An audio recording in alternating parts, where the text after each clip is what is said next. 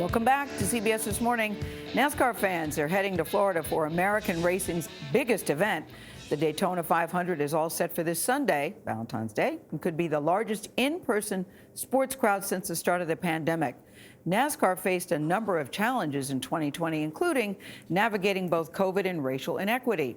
Mark Strassmann looks at how the sport is adapting to a new normal, and they're also looking forward. Here comes Hamlin up the outside. Wow. Crash into the wall. Lots of businesses think they move 200 miles an hour. NASCAR really does. And here's the on-rushing Corey LaJoie. And it survives, like driver Ryan Newman after this fiery wreck last year at Daytona.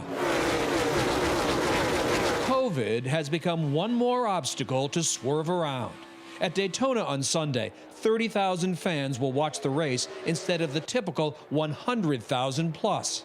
And on the track, our athletes are in a car by themselves. They're already wearing gloves and a helmet. They're isolated from each other. Dave Alpern's the president of Joe Gibbs Racing, one of NASCAR's most successful teams. The ones who do get to go to the race, what will they notice is different? I think what will be a little bit different is it just won't be completely full. But I think once the race starts, you know, it's going to sound the same. It's going to look the same on the racetrack. NASCAR has had to shift gears on racial sensitivity. With its southern roots and fan base of mostly white men, stock cars historically raced for checkered flags and rebel flags.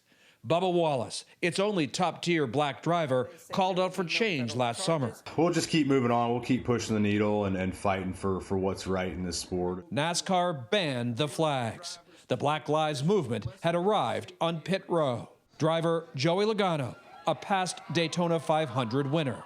You know, the only way you can really get through any kind of conflict is trying to understand the other person's side.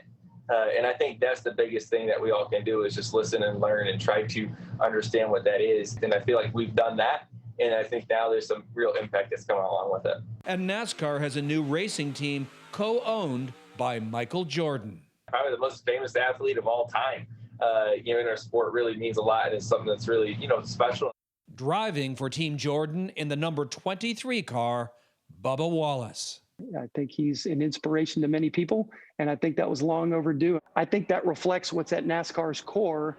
You know, that was one example of them doing the right thing. I think you saw a lot of examples where every driver and every team had Bubba's back in that, and I think that was the right thing to do. You gotta wanna.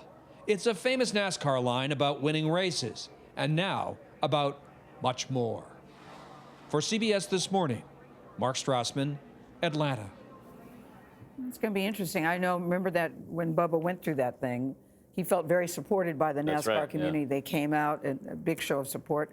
Michael Jordan now getting involved. I think it's going to bring a whole different audience. That's a whole different dimension. Well, I'm a new audience member for that word, gotta wanna. Yeah, gotta wanna. You gotta wanna win, I guess, is the sentence. There you go.